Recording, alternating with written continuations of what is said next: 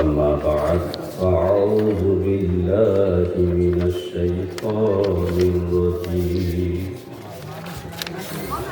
بسم الله الرحمن الرحيم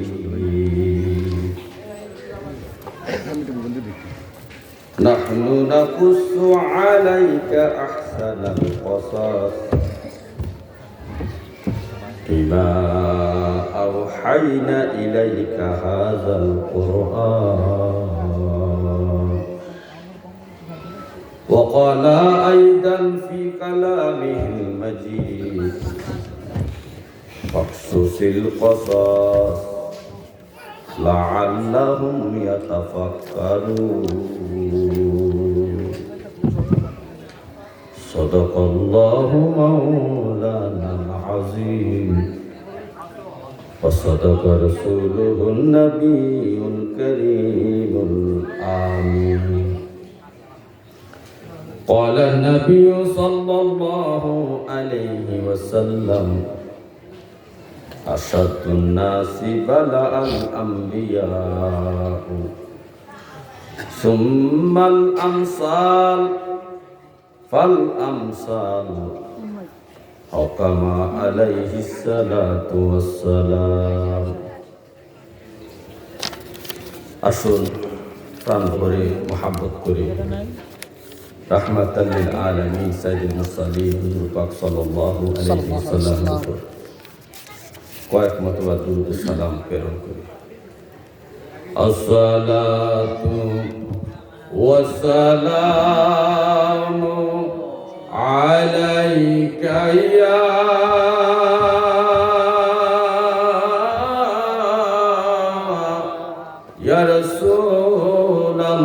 রাসূলাল্লাহ আসসালাতু ওয়াসসালামু আলাইকা ইয়া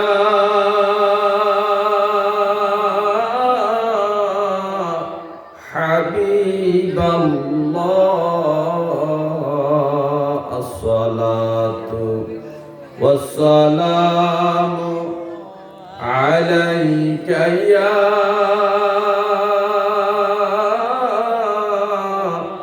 ইয়া শাফিয়াল মুজনাবিন আসসালাতু ওয়াসসালামু আলাইকা ইয়া রাহমাতাল লিল আলামিন সালাতুন ইয়া রাসূলুল্লাহ আলাইকুম সালামুন ইয়া হাবিবাল্লাহ আলাইকুম সালাতুন ইয়া রাসূলুল্লাহ আলাইকুম সালামুন ইয়া হাবিবাল্লাহ আলাইকুম আমল নাই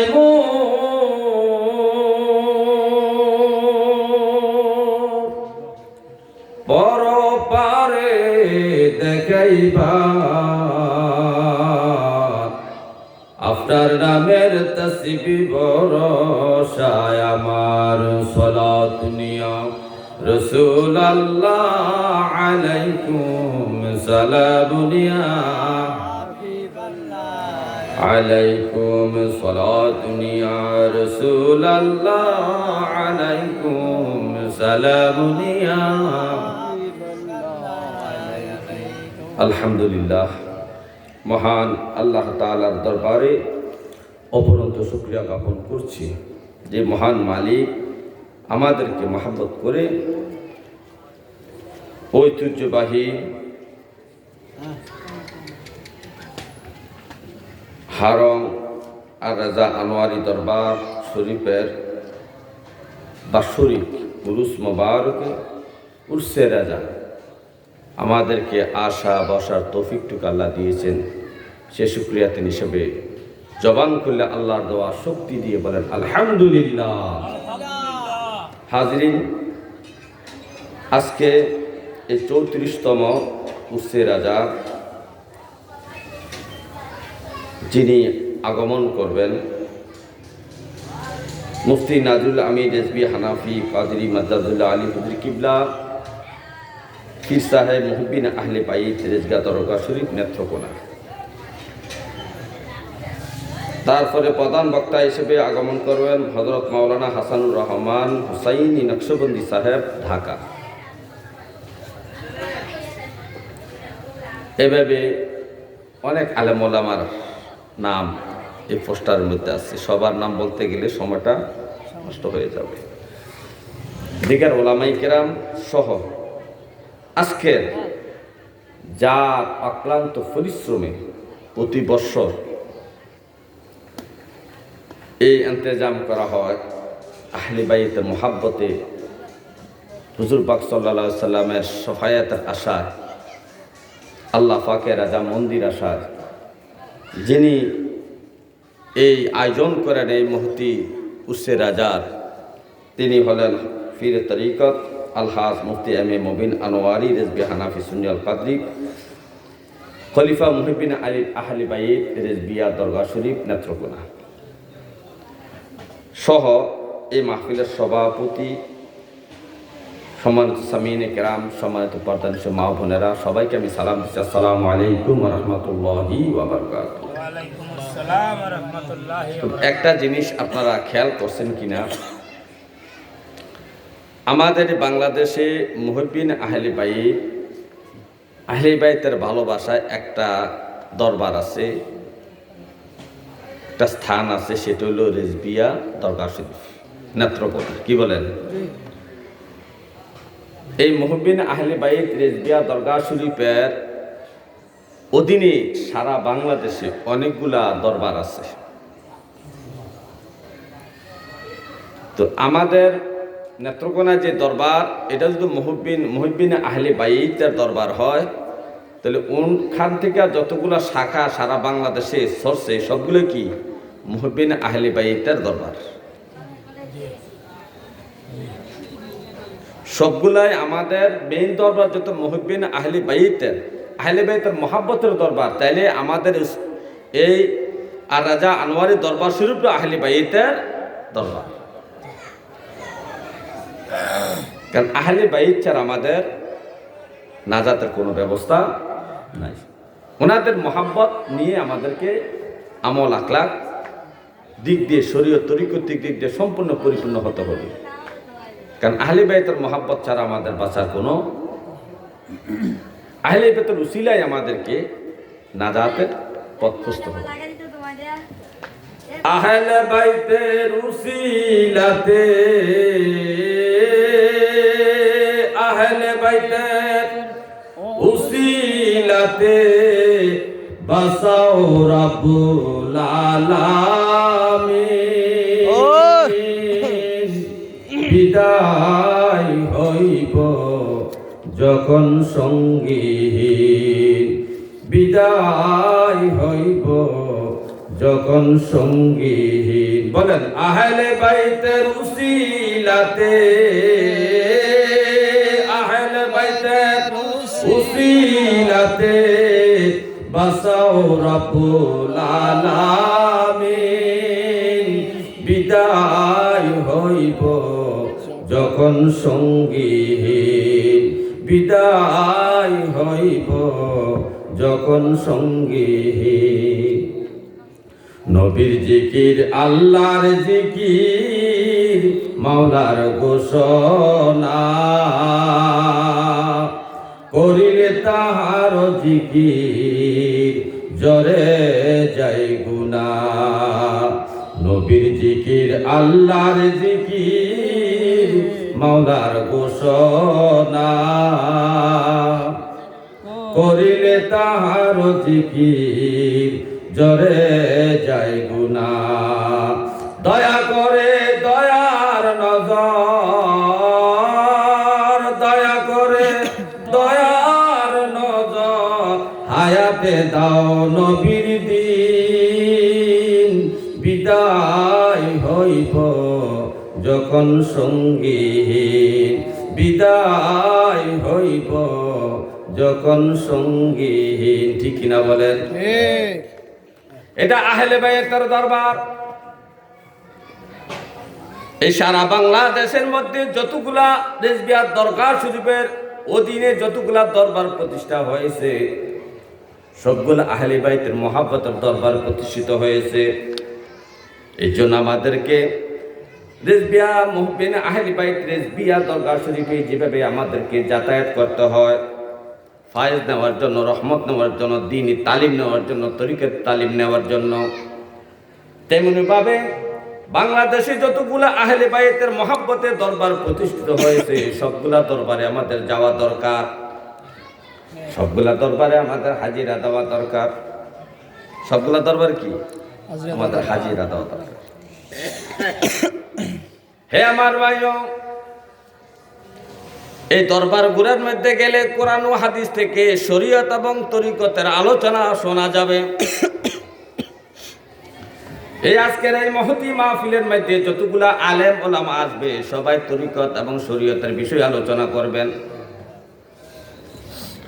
এই জন্য আমাদেরকে আহলে সুন্নাত ওয়াল জামাতের অধীনে আহলে বাইতের মহাব্বতে যতগুলা দরগা প্রতিষ্ঠিত হয়েছে সবগুলার মধ্যে আমাদেরকে যেতে হবে।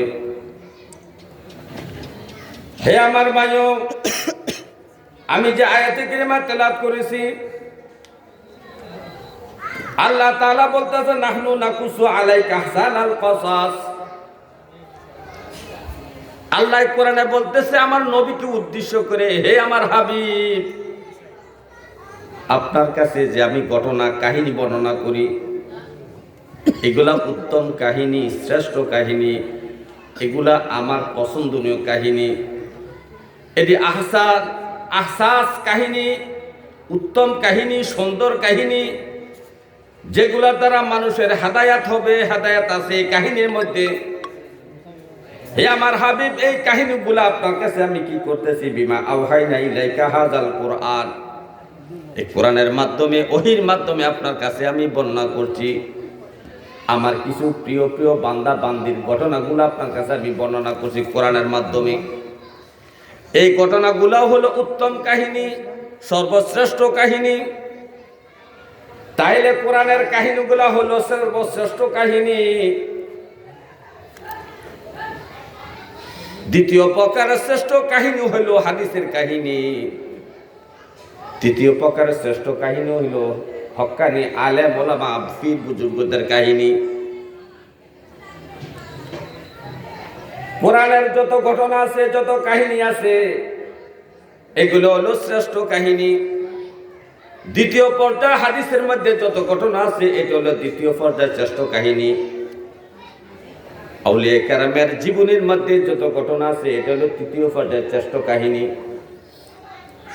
এই কোরআনের কাহিনীর ব্যাপারে আল্লাহ তাআলা আমার হাবিবকে বলতেছেন, হে আমার হাবিব, ফাকসুসিল কসাস, আপনি এই কাহিনীগুলো আপনার উম্মতের কাছে বর্ণনা করেন। আপনার সাহাবীদের সম্মুখে আপনি এই কোরআনের কাহিনীগুলা বর্ণনা করেন, ঘটনাগুলা বর্ণনা করেন। লাআল্লাহুম ইয়াতাফাক্কারুন, এই ঘটনার দ্বারা তাদের চিন্তা করার বিষয় আছে, হয়তোবা এই ঘটনার দ্বারা তারা চিন্তা ভাবনা করে হেদায়েত হয়ে যেতে পারে। হে আমার ভাইও, আদম আলাইহিস সালামের সুন্দর সুন্দর ঘটনা কোরআনের মধ্যে বর্ণনা করা হয়েছে, তাফসীরের মধ্যে বর্ণনা করা হয়েছে। হযরত নূহ আলাইহিস সালামের ঘটনা বর্ণনা করা হয়েছে, হযরত মূসা আলাইহিস সালামের ঘটনা বর্ণনা করা হয়েছে, হযরত ঈসা আলাইহিস সালামের ঘটনা বর্ণনা করা হয়েছে। এটা নবীদের কাহিনী। আবার এই নবীদের কাহিনীর মধ্যে প্রত্যেকটা নবীর যুগে কিছু বুজুর্গ ব্যক্তি ছিলেন, ওলি আল্লাহ ছিলেন।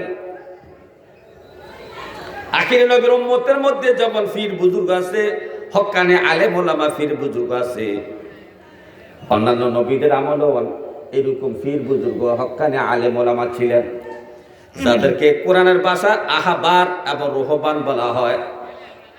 আহবার মানে হক্কানি আলেম ওলামাদেরকে, অন্যান্য নবীদের যুগে আলেমদেরকে আহবার বলা হতো, এখন আমরা আলেম বলি।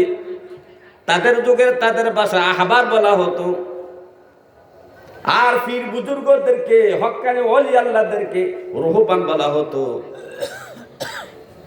এখন আমরা যেটা পীর বুজুর্গ বলি, ওলি আল্লাহ বলি। হে আমার ভাই, মুসা আলাইহিস সালামের যুগে আম্মা জান আসিয়া আল্লাহর সর্বশ্রেষ্ঠ একজন ওলি ছিলেন। আম্মা জান আসিয়া একটা ইমানদার ব্যক্তি মুসা আলাইহিস সালামকে ওই বাজারের মধ্যে খবর দিয়েছিলেন, মুসা নবী গো, ফেরাউনের দরবারের মধ্যে আপনাকে হত্যা করার বিষয়ে সিদ্ধান্ত নেওয়া হয়েছে। আপনি এই মুহূর্তে মিশর ছেড়ে মাদাইনের দিকে আপনি চলে যান। যে ব্যক্তিরা এই ঘটনাটা মুসা নবীকে এই এলানটা দিয়েছিলেন, খবরটা দিয়েছিলেন, সুসংবাদটা দিয়েছিলেন, ওই ব্যক্তি একজন ওলি আল্লাহ ছিলেন, যার ব্যাপারে কোরআনের মধ্যে একটা সূরা নাযিল করা হয়েছে, সূরা মুমিন। হে আমার ভাইও, এই ফেরাউনের যুগে মুসা আলাইহিস সালাম আরেকজন আল্লাহর প্রিয় বান্দী ওলি ছিলেন। তার নাম হলো মাস্তা। তার নাম কি? মাস্তা। ফেরাউনের কাজের লোক, বাসার কাজের মহিলা, আল্লাহর একজন ওলি ছিলেন, তার নাম হলো মাস্তা। যে মাস্তা ফেরাউনের মেয়ের খেদমত করত, ফেরাউনের মেয়ের খেদমত করত। হে আমার ভাইও, মুসা আলাইহিস সালামের যুগে আরেকজন বুজুর্গ ওলি আছিলেন, যার নাম হলো বালাম বিন বাউরা। এই ব্যক্তিরা নবীর সাথে বেয়াদবি করার কারণে বেঈমান হইয়া মৃত্যুবরণ করেছে। এভাবে প্রত্যেকটা নবীর যুগে কিছু ওলি আল্লাহ ছিলেন, হক্কানি আলেম ওলামা ছিলেন। এই তাদের কাহিনীগুলা বর্ণনা করার জন্য নবীকে বলছেন, হ্যাঁ হাবিব, আপনি আপনার উম্মতের কাছে এই ঘটনাগুলা বর্ণনা করেন, ফাকসুসিল কসাস, এই ঘটনাগুলো আপনি বর্ণনা করেন, লাআল্লাহুম ইয়াতাফাক্কারুন। এই ঘটনার দ্বারা তারা চিন্তা ভাবনা করবে, অথবা এর মধ্যে তাদের হেদায়েত নিহিত থাকতে পারে। হে আমার ভাইও, গভীরভাবে মনোযোগ। মুসা আলাইহিস সালাম উনি দুনিয়াতে আসবেন, ফেরাউন কিন্তু বাধা দিচ্ছে, দুনিয়াতে আসা যাবে না। এই বনি ইসরায়েলের বংশের একটা লোক আইসা আমার রাজত্বকে ধ্বংস করবে, আমার খোদাইত্ব ধ্বংস করবে, তা হবে না। তার রাজদরবারের জ্যোতিষীদেরকে গণনা করে বলেন, কি করা যায় এখন তোমরা বলো। ফেরাউনের কাছের লোকেরা সিদ্ধান্ত দিলেন, হে বাদশাহ নামদার, আপনি একটা কাজ করেন, শিশু সন্তান, পুরুষ সন্তান, ছেলে সন্তান জন্ম হইলে তাকে সাথে সাথে হত্যা করবেন, আর মেয়ে সন্তান গুলাকে আপনি বাঁচাইয়া রাখবেন, পুরুষ সন্তান গুলা হত্যা করবেন। যখন এই সিদ্ধান্ত হইল, পুরা মিশরের দেশের মধ্যে ঘোষণা করা হইল, যার বলে সন্তান, ছেলে সন্তান হবে বনি ইসরায়েল বংশের মধ্যে, তাদেরকে হত্যা করা হবে, মেয়ে হলে হত্যা করা হবে না। এভাবে চলতেছে। কিন্তু মিশরের কিপ্তি বংশের অর্থাৎ ফেরাউনের বংশের লোকেরা যে আবদার করলো, বাদশাহ নামদার, আপনি যেভাবে বনি ইসরায়েলের শিশুদেরকে হত্যা করতেছেন, এক সময় তো আমরা কাজের লোক পাবো না, কারণ আমাদের এই মিশরের মধ্যে যত বাড়ি, রাস্তাঘাটের, বিল্ডিং এর কাজ আছে সবগুলা বনি ইসরায়েল লোকেরা করে। তাদের শিশুরা যদি মৃত্যুবরণ করে, তাহলে ভবিষ্যতে এই রাজমিস্ত্রির কাজ কে করবে, রাস্তার কাজ কারা করবে, ঘরের কাজ কারা করবে, কাঠমিস্ত্রির কাজ কারা করবে। এভাবে যদি পুরুষ শূন্য হয়ে যায়, তাহলে এই কাজগুলো আমরা ফেরাউনের বংশের, কিপ্তি বংশের লোকেরা করা লাগবে। এখন ফেরাউনে ঘোষণা দিলেন, তাহলে একটা কাজ করো, 1 বছর শিশু ছেলেদেরকে মারো, আর 1 বছর বাঁচাইয়া রাখো। তামান দেশে এলান করা হলো, এই বছর যতগুলো শিশু সন্তান জন্মগ্রহণ করবে বনি ইসরায়েলের মধ্যে, কাউকে হত্যা করা হবে না। সামনের বছর যতগুলো ছেলে সন্তান জন্মগ্রহণ করবে তাদেরকে হত্যা করা হবে। যে বছর ঘোষণা করা হলো হত্যা করা হবে না, এই বছর হযরত মুসা আলাইহিস সালামের বড় ভাই হযরত হারুন আলাইহিস সালামকে দুনিয়ায় আল্লাহ প্রেরণ করলেন। পরের বছর শিশু হত্যা করা হবে, এই বছর হযরত মুসা আলাইহিস সালামের জন্মগ্রহণ করার জন্য প্রস্তুতি নিলেন। আল্লাহ বলে, ফেরাউন একটা পরিকল্পনা করছে, আমার মুসাকে হত্যা করবে, আমার মুসাকে দুনিয়া আসতে দিবে না। আর আমি পরিকল্পনা করলাম আমার বন্ধু, আমার কলিজার টুকরা, আমার মুসাকে আমি দুনিয়ায় পাঠাবো, দুনিয়ার কোনো মানুষ তাকে বাধা দিয়ে রাখতে পারবে না। মুসা আলাইহিস সালামের আম্মার পেটে যখন মুসা আলাইহিস সালাম আসলেন, তো স্বাভাবিক সন্তান পেটের মধ্যে আসলে একটা আকৃতি পরিবর্তন হয় পেটের, কিন্তু আল্লাহর কি কুদরত, মুসা আলাইহিস সালাম আম্মার পেটের মধ্যে উনি অবস্থান করতেছেন, সাধারণ মহিলাদের মতো দেখা যায়, তার পেটে বাচ্চা আছে এটা বোঝাই যায় না। এখানে আল্লাহ কারামত ফাঁকা শুরু করলেন।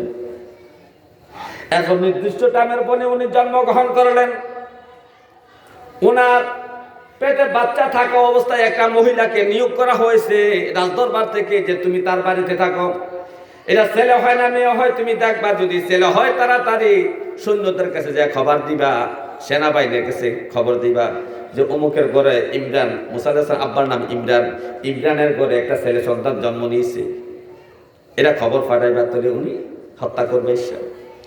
কিন্তু মুসা আলাইহিস সালামের জন্মগ্রহণ করার পরে ওই মহিলাটা মুসা নবীর চেহারা দেখিয়া উনি তার প্রেমে পাগল হয়ে গেলেন। উনি বলতেছে, মুসা নবীর মাকে বলতেছে, বোন যে আমি আমার জীবনের যতগুলো সন্তানের ডেলিভারি কাজ করেছি, খালাসের কাজ করেছি, এত সুন্দর চেহারার সন্তান আমি কখনো দেখি নাই। তোমার এই সন্তানের প্রতি আমার এত মহাব্বত সৃষ্টি হয়েছে, ফেরাউন যাই কথা বলুক, যতই আইন করুক, যতই সে চেষ্টা করুক, আমি এই সন্তানকে হত্যা করতে দেব না। তুমি তোমার সন্তানটাকে বুকের দুধ খাওয়াইতে থাকো, আমার কাছে খবর আসলে আমি বলবো যে ইমরানের ঘরে মেয়ে সন্তান জন্ম নিয়েছে। কি সন্তান জন্ম নিয়েছে? তারপরেও মুসা নবীর মায়ের মন তো মানে না, মায়ের মন তো মানে না, মায়ের হাই হুতাশ করতেছে, কোন সময় যেন ধরা পড়ে যায়। এখন আল্লাহ হুকুম করলেন, এ আমার বান্দি, তুমি যদি তোমার সন্তানকে নিয়ে তুমি শঙ্কায় থাকো, ভয় করো, তাহলে তোমার সন্তানটাকে একটা সিন্দুক বানাইয়া সিন্দুকের মধ্যে তুমি সাগরে ছেড়ে দাও, নদীতে ছেড়ে দাও। ওকে মুসা নবীর আম্মা চিন্তা করলেন, উত্তম একটা সুযোগ, সন্তানরা তো অন্তত জব হইল না, হত্যা করা হইল না। তাড়াতাড়ি এক মিস্ত্রির কাছে দৌড়ে গেলেন যে আপনি আমার জন্য একটা সন্দুক বানিয়ে দেন। মুসা নবীর মা ছিল সরল মানুষ, উনি বলে দিয়েছেন। মিস্ত্রি জিজ্ঞাসা করে, সন্দুক কিসের জন্য? তো উনি তো মিথ্যা বলতে পারতেন, টাকা রাখবো, জিনিসপত্র রাখবো, এমন মিথ্যা কথা বলে নাই। নবীদের আম্মারা কখনো মিথ্যা কথা বলে নাই, এরা ছিলেন সৎ, এদের সন্তান হয়েছে সৎ। প্রত্যেকটা নবীর আব্বা আম্মা ভালো ছিলেন, একমাত্র ইব্রাহিম আলাইহিস সালামের আব্বা ছাড়া, ইব্রাহিম নবীর আব্বা ছাড়া। হে আমার ভাই, মা তখন বলে দিলেন যে আমার একটা পুত্র সন্তান আছে, আমার সন্তানটাকে নদীর মধ্যে বাসাই দেব, এই জন্য আমার এই সিন্দুকটা দরকার। মিস্ত্রি বলতেছে, ভালো একটা খবর দিছ, আরে এই ছেলের খবরটা যদি আমি ফেরাউনের সেনাবাহিনীর কাছে দেই, তাহলে আমাকে মোটা অঙ্কের পুরস্কার দেওয়া হবে। সে সিন্দুক বানান তো দূরের কথা, দৌড়াইয়া সেনাবাহিনীর ক্যাম্পের মধ্যে চলে গেলেন। যাইয়া উনি মুসা নবীর কথাটা বলবেন, এমন অবস্থা তার জবান বন্ধ হয়ে গেছে, বোবা হয়ে গেছে। আল্লাহু আকবার। আল্লাহ মিস্ত্রির জবান বন্ধ করে দিয়েছেন, বোবা হয়ে গেছে। সেনাবাহিনীর লোকেরা তার প্রতি বিরক্ত হইল, ব্যক্ত, তুমি কথা বলতে পারো না কেন, এই জায়গায় আসছো? তাকে দূর দূর করে তাড়িয়ে দিলেন। উনি যখন ক্যাম্প থেকে বাইরে হইয়া রাস্তায় আসলেন, আবার আগের মতো জবান খুলে গেল, কথা বলতে পারে। সে মনে মনে ভাবলে, কি ব্যাপার, এখন তো আমি কথা বলতে পারি। আবার দৌড়ে গেছে, খবরটা বলতে পারলে তো মোটা অঙ্কের পুরস্কার পাওয়া যাবে। উনি যখন ক্যাম্পের ভিতরে ঢুকছেন, এখন দুইটা জিনিস হয়েছে, জবানও বন্ধ হয়েছে, চোখও অন্ধ হয়েছে। তখন সেনাবাহিনীর বলতেছে, এই কানার ঘরের কানা, বোবার ঘরে বোবা, কিন্তু এই জায়গায় আসছে। তাকে আবার মাইরা ধরে খাদাইয়া দিচ্ছেন। তখন সে বুঝতে পারছে এই শিশুটা সাধারণ কোনো শিশু নয়, অবশ্যই আল্লাহর কোনো প্রিয় বান্দা হবে, তার বিরুদ্ধে কিছু করা যাবে না। তখন সে মুসা নবীর এই শিশু সন্তান উসিলা ধরে আল্লাহর কাছে কাঁদতেছে, রাব্বি কারীম, যে শিশু সন্তানের জন্য আমাকে সিন্দুক বানানোর জন্য বলা হয়েছে, যে মহিলাটা বলছে, আল্লাহ শিশু সন্তানের মহাব্বতে আপনি আমার চক্ষু ভালো করে দেন, জবানটা খুলে দেন, আমি আর কখনো এই শিশু সন্তানের বিরুদ্ধে ফেরাউনের কাছে, ফেরাউনের বাহিনীর কাছে অভিযোগ করব না। এই কথা বলার পরে তখন সে সিন্দুক বানাইয়া মুসা নবীর আম্মার কাছে পাঠিয়ে দিলেন। মুসা নবীর আম্মা এই সিন্দুকে ভরে তার সন্তানকে নদীর মধ্যে ছেড়ে দিলেন। এই যে মুসা নবীর কাহিনী, এটা কত সুন্দর কাহিনী বলেন। তাহলে আল্লাহ এই কাহিনীর দ্বারা, এতটুকু কাহিনীর দ্বারা এটাই বুঝলাম আল্লাহর পরিকল্পনা যা তাই সত্য বাস্তবে হয়। আল্লাহর সিদ্ধান্তই বাস্তবায়ন হবে। দুনিয়ার মানুষে হাজার সিদ্ধান্ত নিলে তা গ্রহণযোগ্য হবে না। আল্লাহর পরিকল্পনায় উত্তম পরিকল্পনা, আল্লাহর পরিকল্পনায় উত্তম পরিকল্পনা। দুনিয়ার মানুষের পরিকল্পনা তাতে কোনো কাজে আসে না। এইভাবে হাজারো হাজারো ঘটনা কোরআনের মধ্যে আছে। ইব্রাহিম নবীর অনেক ঘটনা কোরআনের মধ্যে আছে। ইব্রাহিম নবীর, আল্লাহ তাআলা ইব্রাহিম নবীকে একটা পরীক্ষা করেছেন তার স্ত্রী সারাকে দিয়া। আম্মাজান সারা ইব্রাহিম নবীর সাথে অনেক তর্ক বিতর্ক করতেন, যে ঘটনা আজকে আমার মা বোনেরা করেন স্বামীর সাথে। ওগো মা শুনেন, স্বামীর সাথে খারাপ ব্যবহার করলে আপনারা জান্নাত নসিব হবে না। কারণ স্বামীর সন্তুষ্টি আপনি যদি অর্জন করতে পারেন আর 5 ওয়াক্ত নামাজ যদি আপনি পড়তে পারেন, নবীজি বলতেন স্বামীকে সন্তুষ্ট রাখিয়া যে ব্যক্তি, যে মহিলাটা দুনিয়া থেকে বিদায় নিল, সেই ব্যক্তি জান্নাতি জান্নাতি জান্নাতি। আম্মাজান সারা আব্বাজান ইব্রাহিম আলাইহিস সালামের সাথে খারাপ ব্যবহার করেন। কাহিনী হইল, ওই যে তার দ্বিতীয় স্ত্রী হাজারা করে পুত্র সন্তান হওয়ার কারণে মা সারার একটু হিংসা লাগতেছিলেন, আমার ঘরে সন্তান হইল না, সারা ঘরে সন্তান হইল। এই কারণে বিভিন্ন কারণে নিয়ে ইব্রাহিম নবীর সাথে অনেক কথাবার্তা, একটু গরম গরম কথা বলেন, তাকে মনে কষ্ট দেন। আল্লাহর কাছে বিচার দিলেন, রাব্বি কারীম, আমার স্ত্রী হাজেরা, আমার স্ত্রী সারা আমাকে কথা দিয়ে কষ্ট দেয়, আচরণ দিয়ে কষ্ট দেয়, বাঁকা কথা বলে, আপনি একটা ব্যবস্থা করেন। আমার আল্লাহ ইব্রাহিম নবীকে ধমক দিয়ে, ইব্রাহিম সাবধান, আমি তোমাকে পরীক্ষা করতেছি সারাকে দিয়া। সারা কিন্তু খারাপ না, সারা খুব ভালো মানুষ, নেককার মহিলা। এই নেককার মহিলার বাঁকা কথা দিয়া তোমাকে আমি পরীক্ষা করি। ইব্রাহিম সাবধান সাবধান, আমার সারার বিষয়ে তুমি কোনোদিন অভিযোগ করবা না। ওই দিন আমি অভিযোগ নিজেই আমি সিদ্ধান্ত নিব। আমার সারা যদি আপনার নবুয়তের ব্যাপারে আমার